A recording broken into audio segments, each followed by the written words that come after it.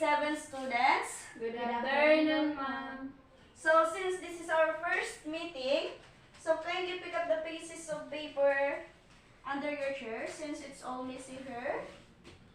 Faster, make it faster so that we can start our discussion. Okay, so done? Okay, you may now take your seats. Sit properly and eyes on the board. So since this is our first meeting, allow me to introduce myself to all of you. I am Teacher Ivy, Grace Rotor. You can call me Teacher Ivy, and I will be your subject teacher in English for this whole grading period since your subject teacher here, which is Ma'am Melanie, is not around since she was on her maternity leave. So please be kind to me so that I will also be kind to you. Did you get that? Yes. Okay, so before we begin our discussion, let us ask the presence of our mighty God first. So please stand up everyone for the prayer. Who can lead the prayer? Yes, Jane.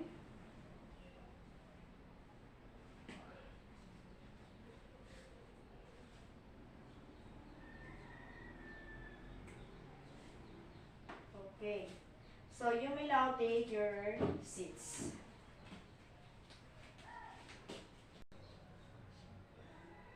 Okay, so before we begin our discussion for today, do you have any idea about the example of verbs, or do you know what is a verb?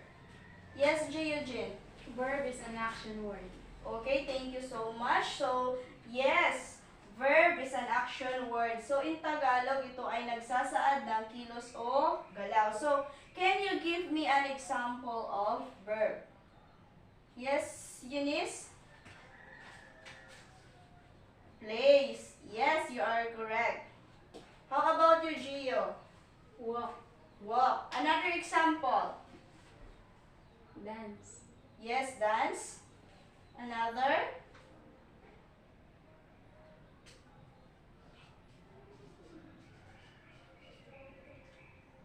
Yes, Eunice Lin again. So, jump. Okay, so all of your answers are correct. So, the reason why I am asking you about these words is because it has a connection with our lesson for today, which is all about past and past present tense. So, before we start, let me introduce first to you what is our objective. So, at the end of the lesson, the student should be able to first give and use the simple past in past perfect tenses correctly. Next, write about actions and events in the past. And third, perform the different tasks related to past and past perfect tenses. So, is our objectives clear to you? Yes. Okay, now let's have first an activity for you to have a be familiar with our topic to be tackled. So in here, which is entitled Task 1, you are going to complete each of the following sentences by supplying the correct word. Choose from the word pool. So here is the word pool. We have here welcome, used, learned, came, work, and you. And what you are going to do is that you are going to complete each of the following sentences here. So I have here 3 sentences here, and you are the word that you are going to put here in the blank are the words that are correct, and you will pick it here in the word pool. So I will give you 3 minutes to answer this question. So timer starts now.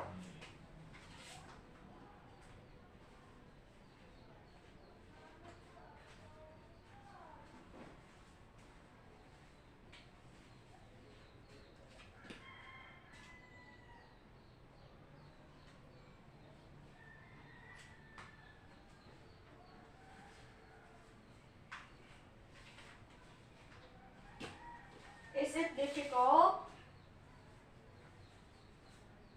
Yes or no? No.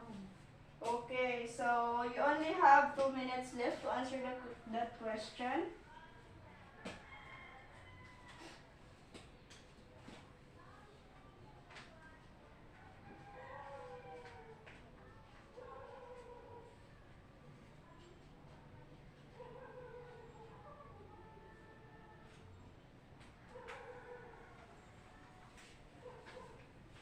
Okay, so time is up. So let us answer your activity. For number 1, who can answer? Yes, Eugene. What is the correct word here? Learn. Okay, so let's see. They blank different ways to achieve freedom. So your answer here is learn.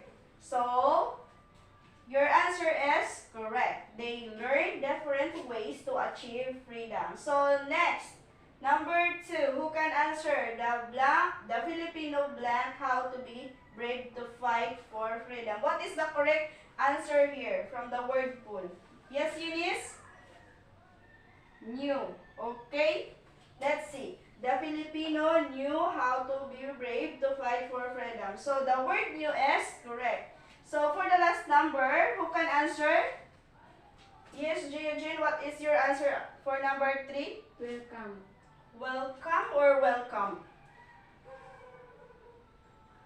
It's welcome. So here, let's try it if it is correct. They blank the foreign people with a warm smile. So your answer is correct. They welcome the foreign people with a warm smile.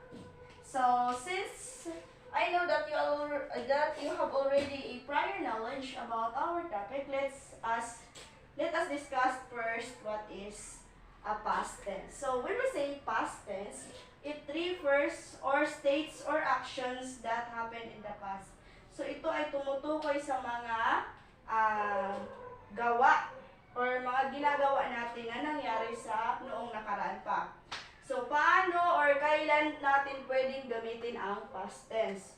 So we use the simple past tense to talk about actions that happened at a specific time in the past. And also, we use it to express action that happened and ended in the past. So, for example, from the word welcome. So, pag nangyari na siya, ang base form niya is welcome. Then, pag change natin siya into past tense, it should be welcome. So, how to perform its past tense? So, paano gagawin yung yung verb into past tense? So, first we have a regular verb. So, when we say regular verbs, you are simply adding D or ED into the word. So, first, we have here an example, and let's have first the word love. So, here, simple action word or an example of verb. Here is love. Then if you are going to change it into past tense, you are simply add the letter D at the end. Gets? Yes. Next is pray. So what should be the word or the symbols or what do you call this? Suffix that we need to add. Is it D or ED? ED. Okay, so we have here pray into pray. Then next we have humble to humbled. So did you get it? Yes. Clarifications? No. Okay, so let's proceed to irregular verbs. So in the first, we tackled about regular verbs. So you just simply add D or ED into the last part of the word. Meanwhile here, in irregular verbs, you are going to change or retain the spelling. So when we say change, babaguhin, and then kung i-retain, so yung word na yun na lang mismo. So we have here be, then past tense, was to wear, then into bed. Then begin, to began, to began. We change the spelling here. As well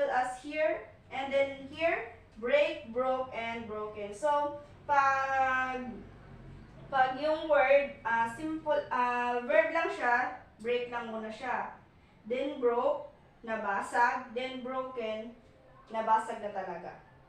So, happen na siya in the past. Pag na-broken na talaga siya, so nangyari na siya in a specific time. Okay? Did you get it? Yes. Yes or no? Yes. Okay.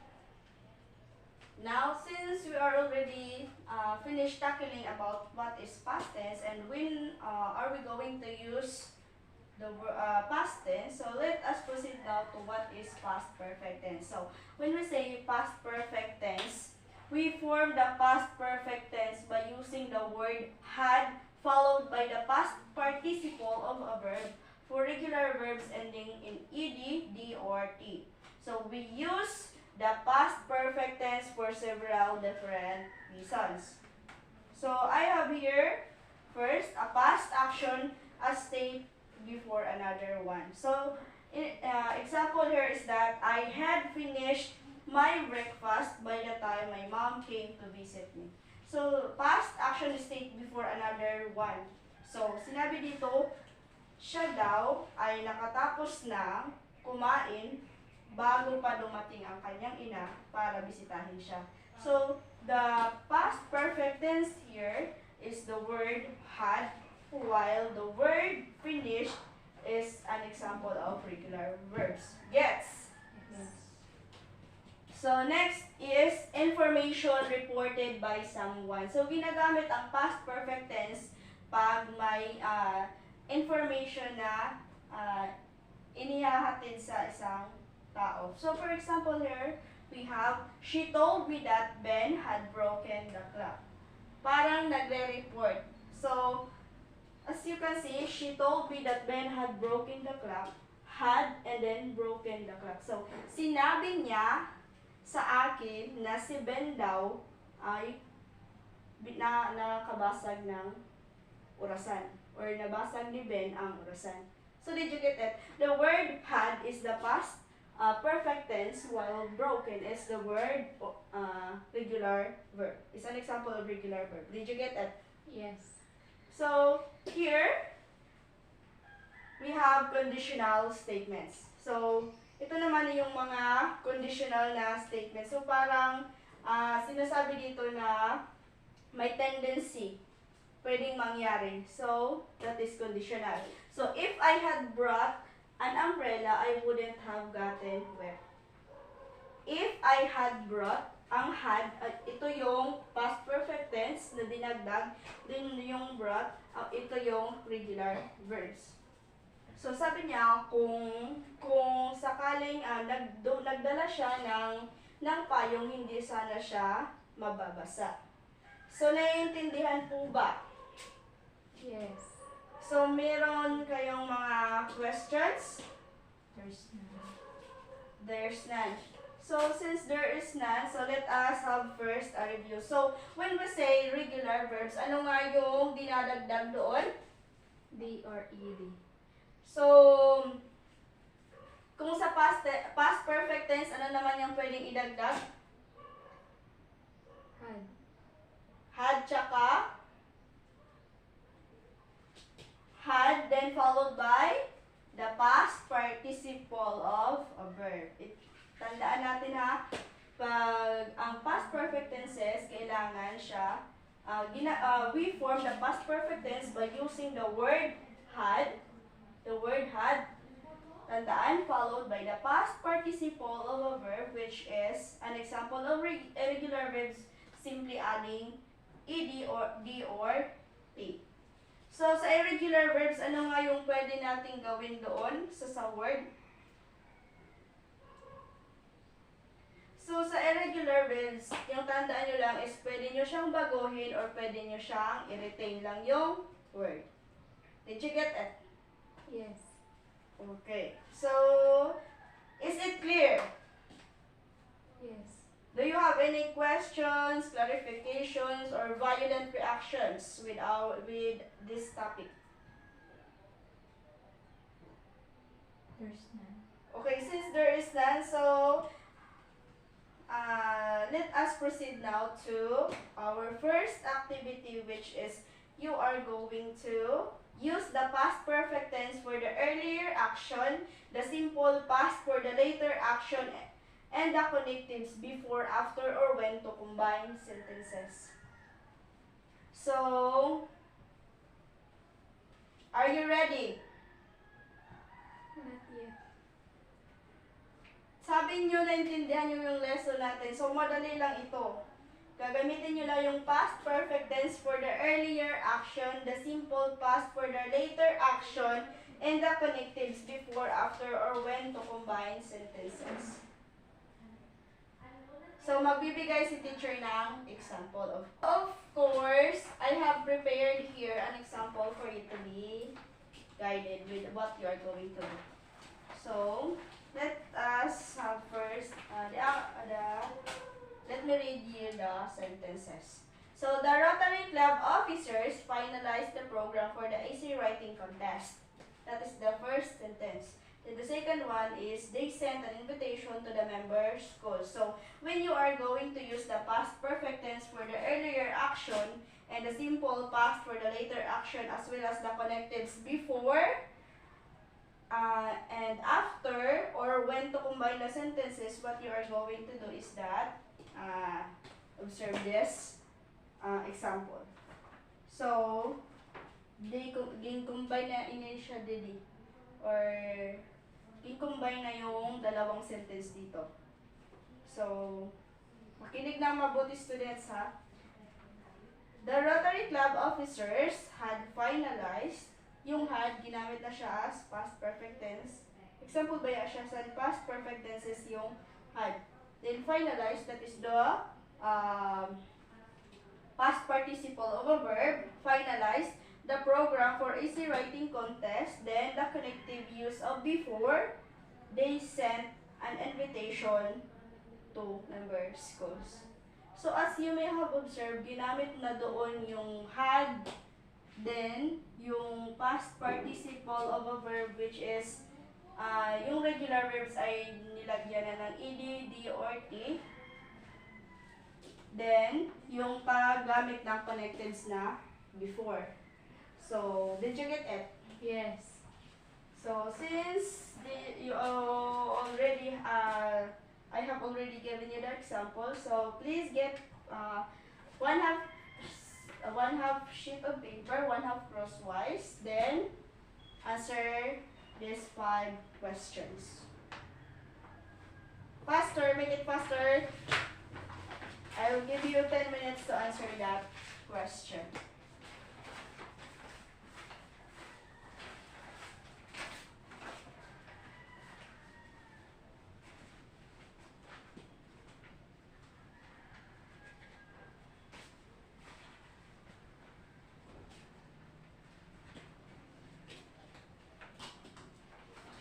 So ba, may wala din sa inyo sin papel or kuan?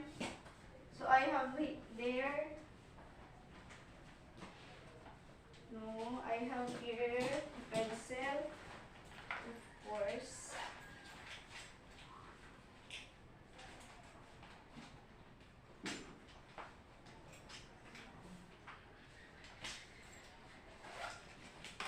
Okay, so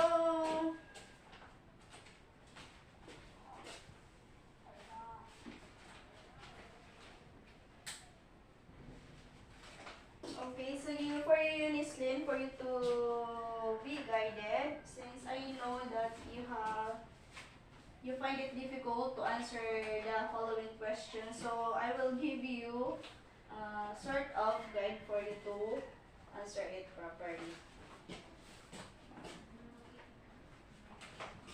Okay, you only have 5 minutes left to answer that question.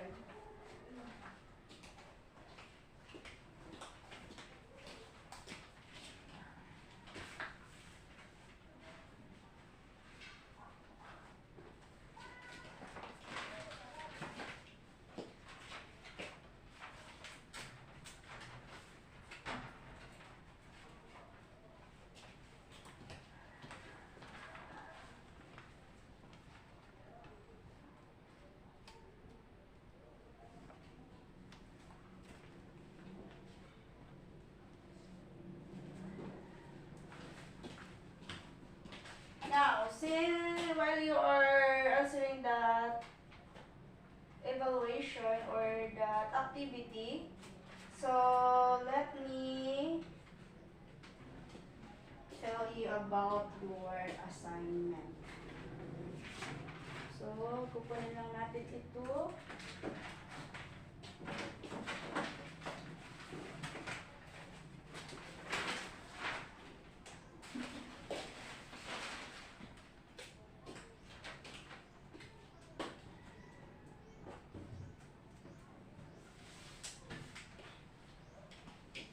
Okay, students, so eyes on the board first. Stop writing muna. So this is your assignment. What you are going to do is that write out some things that you had just done for each hour during the day. So for example, I had just finished my breakfast at 7 a.m. I had just finished doing my household chores.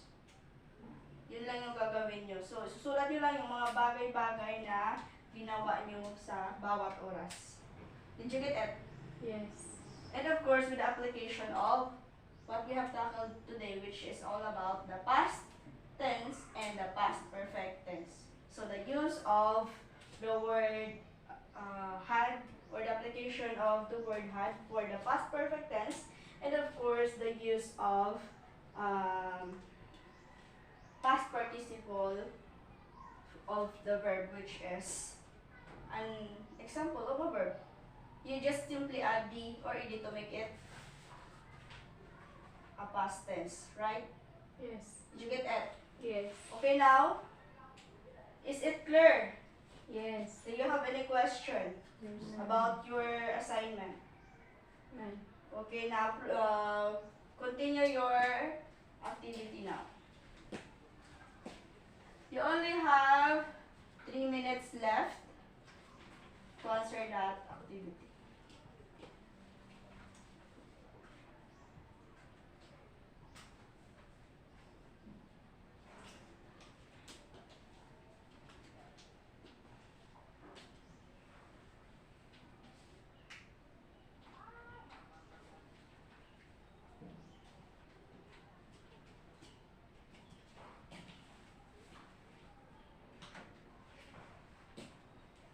Okay, done?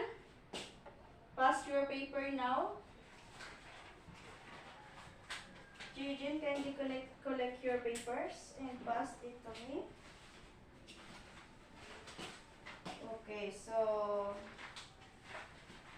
that ends our lesson for today. So I hope you learned something from our discussion. So goodbye, class.